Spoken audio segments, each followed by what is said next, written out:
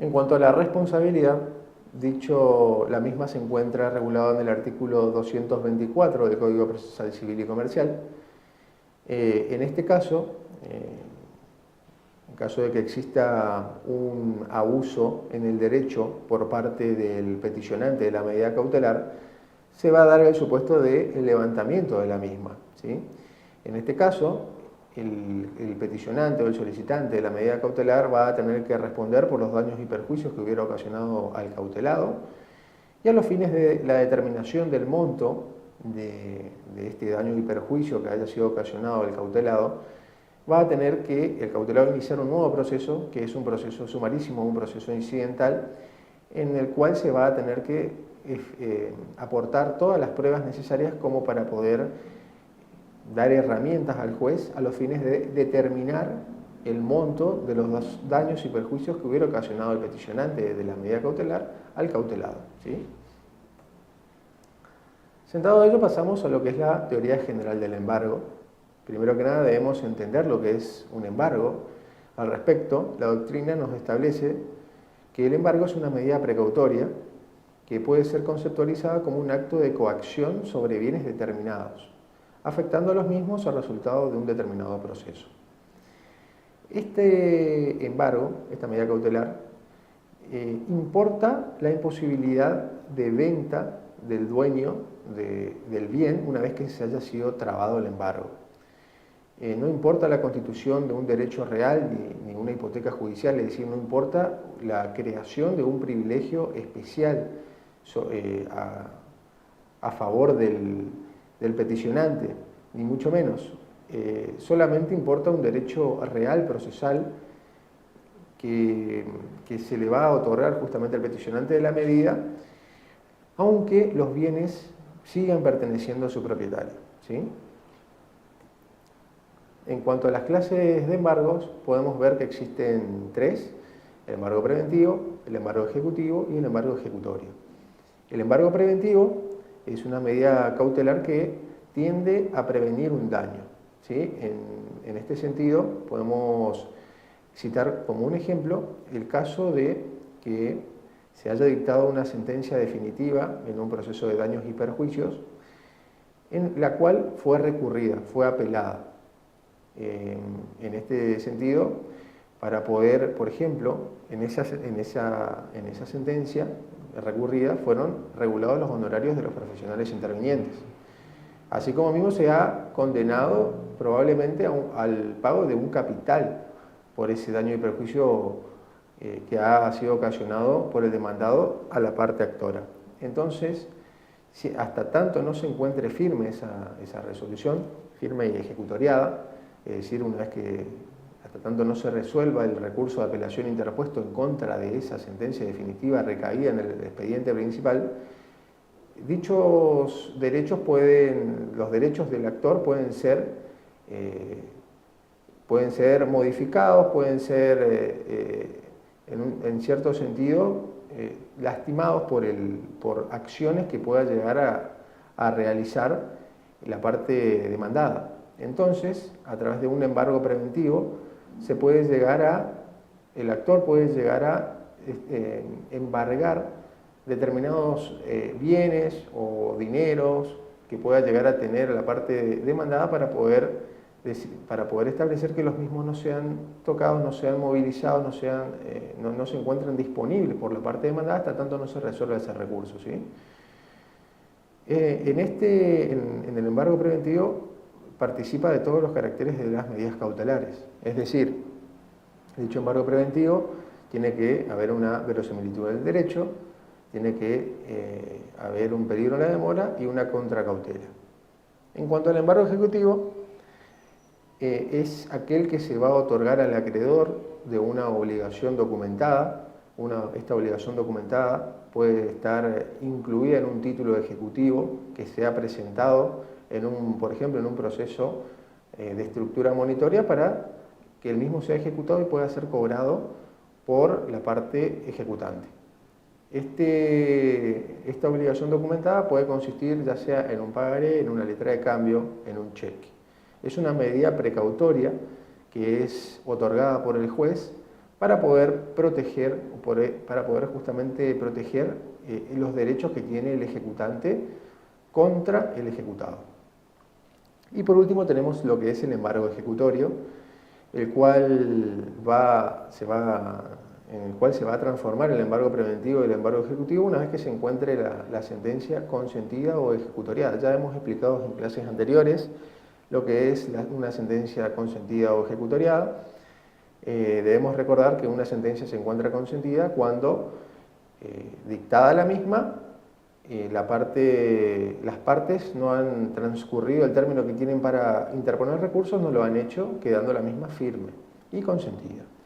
Y la sentencia se encuentra ejecutoriada cuando una sentencia de primera instancia ha sido recurrida o ha sido apelada por cualquiera de las dos partes y la misma ha sido resuelta por las instancias superiores, por Cámara, no quedándole o no restando recursos a favor de las partes para que se puedan interponer contra dicha resolución para modificar lo establecido por la misma. En este caso, la sentencia quedaría ejecutoriada.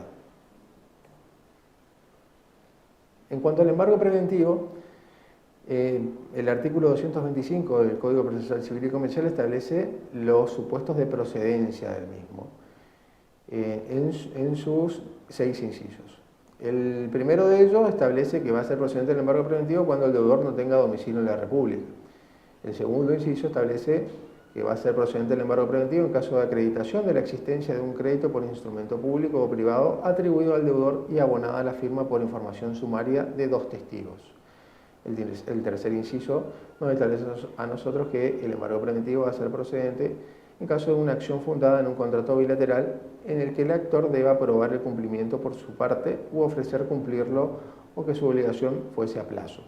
El cuarto inciso nos establece que el embargo preventivo va a ser procedente en caso de que el derecho esté justificado por libros de comercio llevados en debida forma por el peticionario, en los casos en que estos puedan servir de prueba.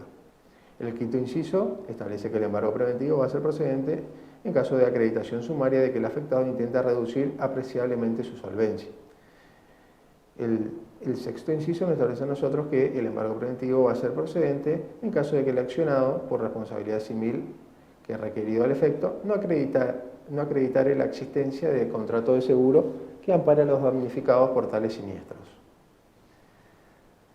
Pasado esto, vamos a desarrollar lo que es el embargo en cuanto a su forma de traba. Este embargo, el tema que estamos desarrollando, puede ser trabado de diferentes formas y ante diferentes bienes que pueda llegar a tener el deudor, como ser el caso de bienes muebles, bienes inmuebles. Se pueden trabar también embargos sobre los haberes que percibe como dependiente de alguna organización, sea pública o privada. También se puede trabar sobre depósitos, cuentas bancarias que tenga en la parte ejecutada y sobre cualquier otro bien que pueda ser útil para satisfacer la creencia de la parte ejecutante. ¿Cómo se va a trabar? A través del liberamiento de un mandamiento.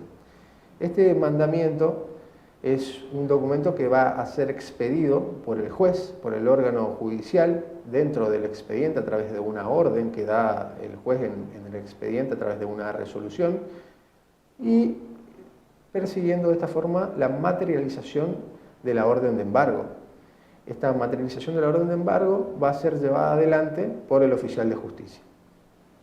En cuanto a los requisitos que debe contener este mandamiento, debemos dejar sentado aquí que se debe establecer en dicho documento el número de expediente, la carátula del expediente, el juzgado en el cual tramita ese proceso, el juez a cargo del juzgado, el secretario a cargo del juzgado, así como también las facultades que se le van a otorgar al oficial de justicia, como ser allanar la morada, habilitación de días y horas inhábiles, posibilidades de secuestro de la cosa, entre otras. Asimismo, algo muy importante es que se debe dejar sentado en dicho mandamiento la resolución que manda llevar adelante el mismo, ¿sí? Esto debe ser transcripto en dicho mandamiento, estableciéndose la fecha en la que fue dada dicha orden, el contenido de esa orden, junto con la firma de la persona que firma dicha orden, que debe ser el juez. Y por último, debe ser suscripto, es decir, debe ser firmado dicho mandamiento por el secretario a cargo del juzgado. Algo a tener en cuenta para la práctica es que existen modelos de mandamientos en la página oficial del Poder Judicial de la provincia del Chaco, en las cuales nos brinda a nosotros diferentes formularios de mandamientos para poder ser completados, ¿sí? Hay mandamientos al solo efecto de trabar embargo, mandamientos de secuestro, entre otros. Por último, debemos establecer que el embargo puede ser suspendido en caso de que la parte ejecutada deposite la totalidad del monto reclamado. En cuanto a los bienes inembargables, las leyes nos establecen que son los diferentes tipos que voy a enunciar ahora. En un primer momento, en una primera categoría podemos establecer que se encuentra o es inembargable el hecho cotidiano, las ropas y muebles de uso indispensable, cotidiano, diariamente, instrumentos necesarios para el ejercicio de la profesión, puesto que la parte ejecutada debe poder alimentarse tanto al mismo como a su familia, y también se le debe dar la posibilidad a través de su trabajo de poder saldar la deuda, ¿sí? También es inembargable el sepulcro, el bien de familia, los sueldos y salarios de empleados públicos, el cual se encuentra regulado en el Decreto Nacional 6.754/43, y también son inembargables las jubilaciones. Esto es en el orden provincial a través de la Ley 800H, de conformidad al digesto jurídico, a la nueva numeración otorgada a las leyes por el digesto jurídico, y en la Ley Nacional se encuentra justamente estipulado esta inembargabilidad de las jubilaciones en la Ley 24.241. En cuanto al levantamiento de embargo, se encuentra regulado en el artículo 237 del Código Procesal Civil y Comercial. En caso de que se haya trabado embargo sobre un bien inembargable, como sea una jubilación, el juez puede accionar de oficio y ordenar el levantamiento del embargo mal trabado. También este levantamiento de embargo puede ser efectuado a pedido de parte. En este caso, se puede iniciar un incidente de levantamiento de embargo, es también un proceso accesorio al principal, que va a correr por cuerda, en el cual la parte ejecutada, a la cual se le ha trabado en forma equivocada el embargo, va a ser la parte incidentada. En este caso, lo que le va a corresponder a él justamente la carga probatoria, es decir, va a tener que realizar todas las pruebas necesarias para establecer, por ejemplo, en caso de ser jubilado, que pertenece o que está recibiendo una jubilación por parte del INSEP. Al ser una jubilación, dichos emolumentos se encuentran protegidos por la Ley Provincial 800H, y entonces el juez deberá resolver levantando el embargo mal trabado. La oportunidad para efectuar este levantamiento, este proceso de oficio, es hasta el momento en que los bienes han sido rematados, ¿sí? Y esa es la oportunidad. Hasta ese entonces, hasta antes del remate, el juez puede levantar el embargo, una vez que, siempre y cuando sigan los bienes en poder del martillero. En cuanto a las prioridades del embargo, tenemos que la regla es que primero en el tiempo, mejor en el derecho. Por ende, el que primero embargue va a ser el que tenga prioridad a cobrar sus acreencias por encima del resto. Obviamente que esto tiene excepciones, como ser el caso de los acreedores privilegiados. Aquí podemos enumerar por ejemplo, los acreedores prendarios o los acreedores hipotecarios. Otra de las excepciones es en caso de que exista un proceso de concurso de quiebra abierto. ¿Qué pasa con los embargos posteriores? En caso de que no sean privilegiados, pues van a tratar de salvar justamente sus acreencias con el restante de lo producido o de lo cobrado por ese primer embargante. La fecha del embargo va a ser aquella fecha por ejemplo, en el caso de que se haya embargado un bien inmueble, la fecha del embargo va a ser la fecha en la que se ha tomado razón el registro de propiedad del inmueble de dicho embargo. En caso de que sean embargos sobre bienes automotores, la fecha del embargo va a ser el día en que el registro de propiedad del automotor tome razón del embargo cuando se diligencie el oficio de embargo. En cuanto al alcance de las prioridades, debemos dejar sentado aquí que el embargo va a ser por el total que se haya estipulado en el expediente. Esto generalmente se encuentra incluido en estos rubros lo que sea el capital condenado, las costas provisorias y los honorarios regulados a los abogados por sus actuaciones. Sentado lo del embargo, pasamos al secuestro. El secuestro lo define la doctrina estableciendo que el mismo constituye una medida cautelar por medio de la cual se desapodera a una persona, ya sea de un bien sobre el cual se litiga o se va a litigar, o de un documento necesario para interponer una futura demanda. Obviamente que el secuestro posee diferencias con el embargo. El embargo va a recaer siempre sobre bienes de contenido económico y el secuestro puede recaer también sobre bienes ciertos y determinados.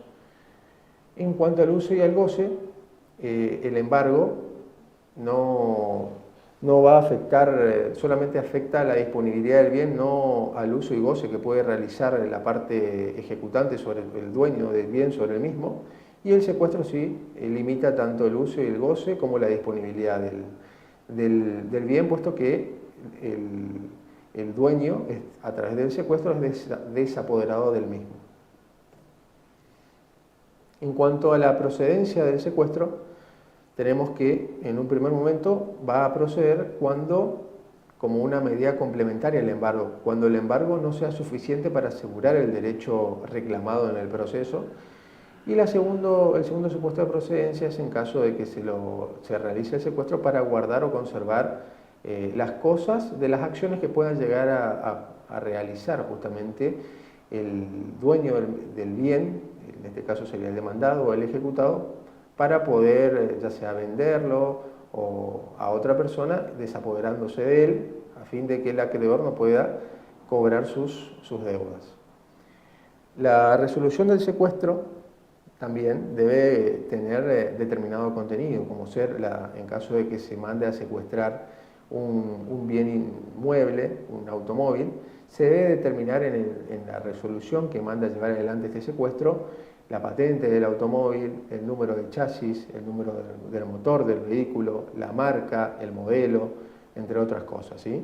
Se debe designar también a un depositario a fin de que conserve justamente este automóvil, y también se debe establecer una retribución para la persona que va a ser encargada la persona designada como depositario, o aquella persona que se va a encargar más adelante de rematar al mismo, que es el martillero.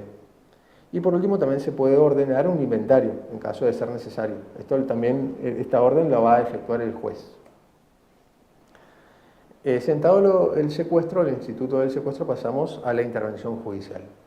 La intervención judicial es definida por la doctrina como la medida en cuya virtud una persona designada por el juez en calidad de auxiliar externo interfiere en la actividad económica de una persona humana o jurídica, sea para asegurar la ejecución forzosa o para impedir que se produzcan alteraciones en el estado de los bienes.